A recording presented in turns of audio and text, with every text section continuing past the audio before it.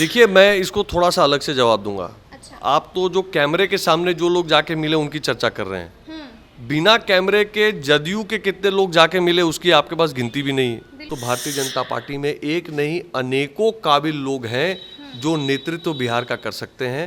अब असहज बात ये हो गई कि उस मुद्दे को लेकर मुझ पर एक नहीं अनेकों थानों पर प्राथमिकी दर्ज कराई गई।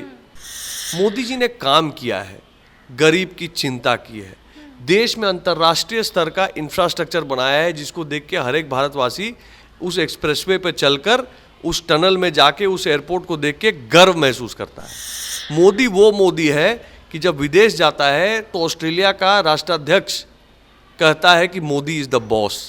अमेरिका का राष्ट्रपति मोदी जी का ऑटोग्राफ मांगता है। नमस्कार, हमारा नाम है समरीन और आपने देखना शुरू कर दिया है लाइव सिटीज। देखिए, बीजेपी के युवा नेता ऋतुराज सिन्हा जिनके कांधों पर बीजेपी ने बड़ी जिम्मेदारियां दे रखी हैं। आपको मालूम है कि ये बीजेपी के राष्ट्रीय मंत्री भी हैं।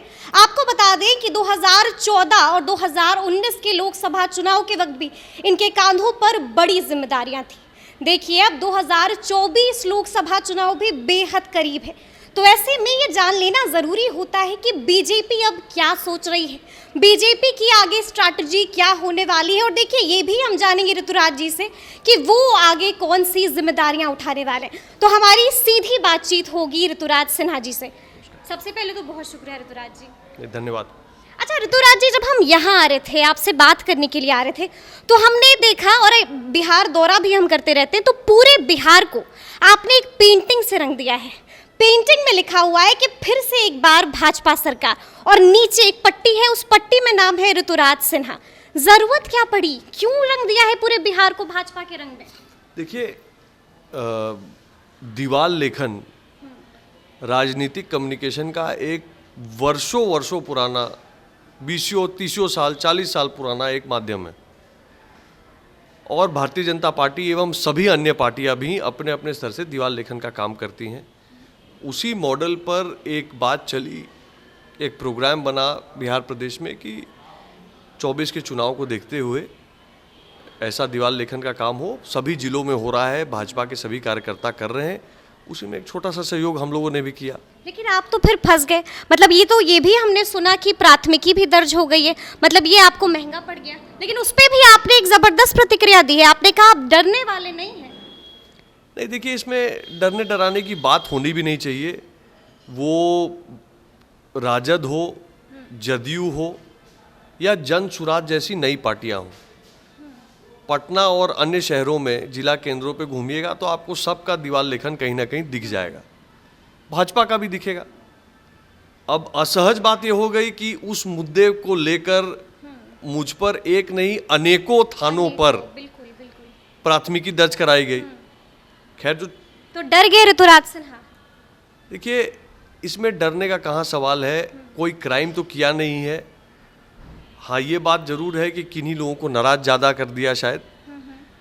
हमने किसी को नाराज करने की मंशा नहीं।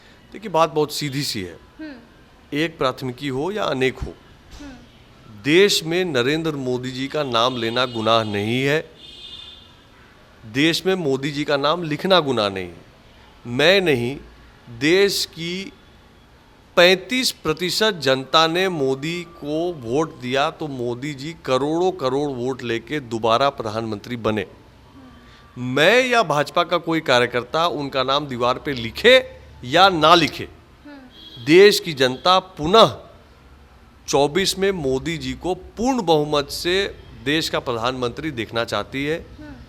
और भले सामने वाले जितना चाह लें कि मोदी जी का नाम दीवार से मिटा दें, पर जनता के मन से आप मोदी जी का नाम नहीं मिटा सकते। अच्छा, देखिए, जैसा कि हम भी लगातार देख रहे हैं कि नीतीश कुमार भी विपक्ष को एकजुट करें। हालांकि अभी बैठक जो है टल गई है कुछ वक्त के लिए, लेकिन बैठक तो होनी है। तो क्या बीजेपी को अब डर लग रहा है? क्या डर लग रहा है, जो बात आप कह रहे हैं कि नरेंद्र मोदी का नाम जो है भले ही आप दीवार से हटा लीजिए, दिल से नहीं हटेगा, क्या डर लग रहा है कि दिल से भी हट जाएगा? देखिए, सेवा, सुशासन और गरीब कल्याण, मोदी जी के 9 साल में अगर आप रिकॉर्ड उठा के देख लीजिए तो देश में 29 करोड़ परिवार रहते हैं। 25 करोड़ से अधिक परिवार इसमें से ऐसे हैं जिनको मोदी जी के माध्यम से फ्री राशन, फ्री इलाज, रहने के लिए घर, नल से जल, गैस कनेक्शन, ऐसी अनेक सुविधाएं प्राप्त हैं। मोदी जी ने काम किया है, गरीब की चिंता की है, देश में अंतर्राष्ट्रीय स्तर का इंफ्रास्ट्रक्चर बनाया है जिसको देख के हर एक भारतवासी उस एक्सप्रेसवे पर चलकर, उस टनल में जाके, उस एयरपोर्ट को देख के गर्व महसूस करता है। मोदी वो मोदी है कि जब विदेश जाता है तो ऑस्ट्रेलिया का राष्ट्राध्यक्ष कहता है कि मोदी इज द बॉस। पापा न्यू गिनी के अध्यक्ष उनका अभिनंदन पैर छू के आशीर्वाद लेके करते हैं। अमेरिका का राष्ट्रपति मोदी जी का ऑटोग्राफ मांगता है। किसका सम्मान बढ़ रहा है, किसका काम हो रहा है? देश की जनता का काम हो रहा है। 140 करोड़ लोगों का गौरव बढ़ रहा है। देश मोदी जी को जानती नहीं, पहचानती नहीं, मन से मानती है। वो प्रधानमंत्री नहीं, वो युग पुरुष हैं। लेकिन नीतीश कुमार भी तो मुहिम में लगे हुए हैं ना, फर्क तो पड़ेगा, असर तो होगा, डर तो रहेगा, कहीं ना कहीं एक डर तो होगा ऋतुराज जी दिल में। ऐसा है जी कि डर किसको होना चाहिए ये तो विपक्ष के नेताओं से आप पूछिए। मोदी जी का काम बोलता है और मोदी जी के काम को लेकर हम जनता के बीच में वोट मांगने जाएंगे और हमको पूरा विश्वास है कि आज के डेट में ऑपोजिशन के पास कोई एक प्रधानमंत्री का चेहरा हो तो आप बताएं, कोई ऐसा चेहरा जो जनता को विश्वास दिला सके कि भाई ये मोदी जी से बेहतर साबित हो सकते हैं। क्या बिहार में जो विकास मॉडल है, जहाँ पे कभी हवा से पुल गिर जा रहा है और कभी तपती धूप से पुल गिर जा रहा है, क्या इसको देख के जनता विश्वास करेगी देश की कि नहीं भाई मोदी जी से बेहतर विकल्प हो सकते हैं? तो मतलब डर नहीं है, डर नहीं है, पूरा भरोसा है कि 2024 में डर का सवाल ही नहीं। चलिए ठीक है, आपने हम बात कर रहे थे पीएम मोदी का भी जिक्र हो गया, तो ये बताइए आखिर कब आ रहे हैं पीएम मोदी? 4 बड़ी रैलियां होनी है, कब होने वाली है ऋतुराज जी? ये पर्दा क्यों है, बता दीजिए, आज राज खोल दीजिए कि कब होने वाली है। देखिए, राजनीति में रणनीति होती है और रणनीति कैमरा के सामने बताने की चीज नहीं होती। अच्छा। तो भारतीय जनता पार्टी 51 रैली पूरे देश में कर रही है। अच्छा, और बिहार में 4 बड़ी रैलियां? पूरे देश में 51 बड़ी रैलियां होनी है। हमारे देश के बड़े बड़े नेता जो हैं भारतीय जनता में, एक नहीं अनेकों बीजेपी में नेशनल लीडर्स हैं, सब अलग अलग रैलियों में जाएंगे। बिहार में भी रैलियां होंगी और जब हमारे पार्टी के प्रदेश अध्यक्ष सम्राट चौधरी जी उचित समझेंगे डेट को डिस्क्लोज करना, तो प्रेस कॉन्फ्रेंस मतलब डेट तय हो गया है, बस लोगों को नहीं बताया गया है। देखिए, डेट और बहुत सारी योजनाएं, भाजपा का स्वभाव है व्यवस्थित रूप में काम करना। अच्छा। ये भाजपा का मॉडल है। तो भाजपा में बहुत सारी चीज़ें बहुत अच्छी तरह से तैयारियां हो जाती हैं।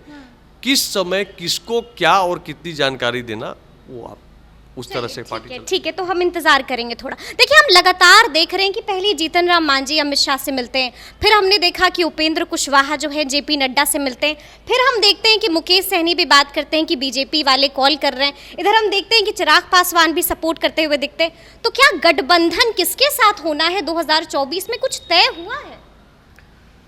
देखिए, मैं इसको थोड़ा सा अलग से जवाब दूंगा। अच्छा। आप तो जो कैमरे के सामने जो लोग जाके मिले उनकी चर्चा कर रहे हैं, बिना कैमरे के जदयू के कितने लोग जाके मिले उसकी आपके पास गिनती भी नहीं है। बिल्कुल, तो आप ही बता दीजिए कितने लोग मिले। तो मुद्दा ये है कि सबको दिख रहा है कि देश की जनता मोदी के लिए वोट करने वाली है। सब लोग मोदी के साथ गठजोड़ चाहते हैं। अच्छा। कुछ लोग जो अपने दल में है वो दल के साथ, उस सिंबल के साथ एनडीए में आना चाहते हैं, और कुछ लोग जो अभी मान लीजिए जदयू के नाम पे सांसद हैं, वोट तो मोदी के नाम पे मिला था 19 पे, जिसके बूता पे सांसद हुए थे। अच्छा। वो लोग भी इस फिराक में हैं। कई लोग हैं, आने वाले महीनों में आपको पिक्चर क्लियर होगा। मतलब जल्द ही कुछ और विस्फोट भी होने वाला है? विस्फोट नहीं होना है, देखिए कोई विस्फोट नहीं होना है। विस्फोट क्या कहेंगे इसको, तो ये कहेंगे मोदी जी के नाम पे जो आम सहमति है इस देश में, उसका परिणाम है कि विभिन्न पार्टियां और विभिन्न नेता मोदी जी और भाजपा के सिंबल के अंडर आना चाहते हैं, भाजपा से हाथ मिलाना चाहते हैं, भाजपा के साथ साझा रूप से काम करना चाहते हैं। ठीक है, आपने मेरा सवाल लेकिन थोड़ा पलट दिया, तो हम वापस से अपने सवाल पे आएंगे। गठजोड़ का कुछ तय हुआ, कुछ पता चला कि किसके साथ होगा, कुछ रणनीति तो बनाई होगी ना? मैंने जैसे पहले कहा, रणनीति कैमरा पे बताने का विषय नहीं है। जैसे जैसे चीजें फर्म अप होंगी आपके सामने आएगा ही, आपसे क्या छुपा है। चलिए, लेकिन हम चाहेंगे कि इस सवाल का ऋतुराज जी जवाब दे दें स्पष्ट तरीके से। देखिए, चर्चा ये हो रही है ऋतुराज जी कि इस बार आप भी चुनावी मैदान में हमें दिखने वाले हैं, तो इस बात में कितनी सत्यता है, पहले आप ये बताइए। देखिए, भारतीय जनता पार्टी एक संगठन की पार्टी है। यहाँ पे किसको क्या काम कल मिलने वाला है या किसके हाथ से काम जाने वाला है, ये हम तय नहीं करते, ये पार्टी का संगठन तय। लेकिन ऋतुराज सिन्हा लड़ना चाहते हैं चुनाव, इच्छा है लड़ने? मेरे चाहने ना चाहने से इस मुद्दे पे कोई फर्क नहीं पड़ता। आप राष्ट्रीय मंत्री हैं। मैं भारतीय जनता पार्टी का राष्ट्रीय मंत्री हूँ, लेकिन उससे पहले भारतीय जनता पार्टी का एक कार्यकर्ता हूँ। हमारी प्रशिक्षण इस प्रकार से होती है कि nation first, party second, self last. देश हित में क्या होना चाहिए, पार्टी का क्या निर्देश है, उसके हिसाब से अपनी योजना बनानी चाहिए।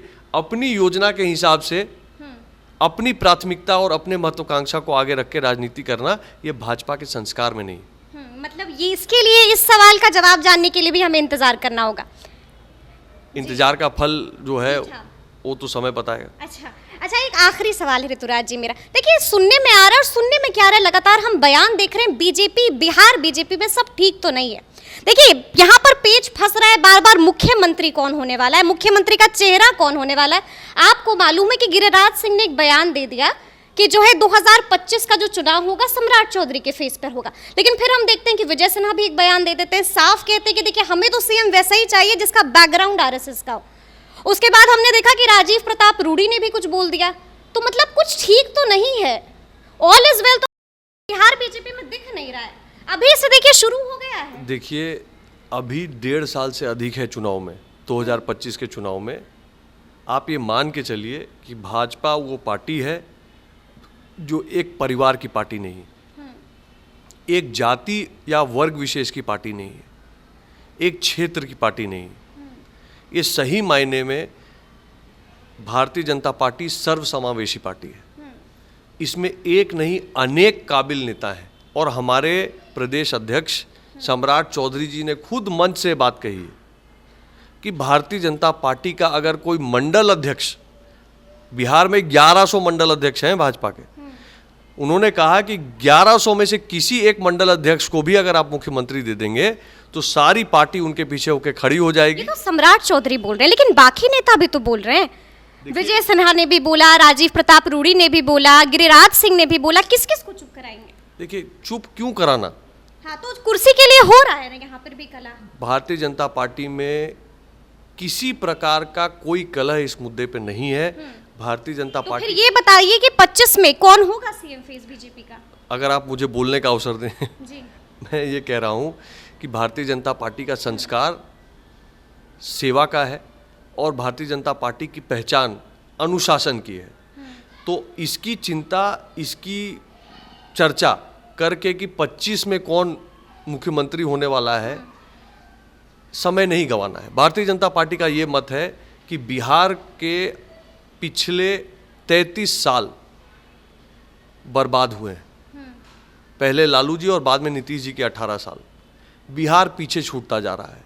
यूपी को देख लीजिए, यूपी में क्या डेवलपमेंट हो रहा है और क्या प्रगति हो रही है, और बिहार कहाँ रह गया। हमारे लिए बिहार के लिए समाधान ढूंढना जरूरी है, और चुनाव में अगर जनता हमको मैंडेट देती है तो भारतीय जनता पार्टी में एक नहीं अनेकों काबिल लोग हैं जो नेतृत्व बिहार का कर सकते हैं, और समय आने पे वो निर्णय भी हो जाएगा। लेकिन आज के डेट में ज़रूरी यह है जनता को जागरूक करना कि बहुत हो गया ये सामाजिक न्याय के ऊपर जातिवाद का विष फैलाकर समाज को बांटने का काम, ये बहुत हो गया।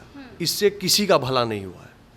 अब बिहार को सामाजिक न्याय के साथ साथ आर्थिक न्याय चाहिए, महिलाओं को संबल चाहिए, युवाओं को संबल चाहिए, हमको अपॉर्चुनिटीज़ चाहिए, हमको डेवलपमेंट चाहिए।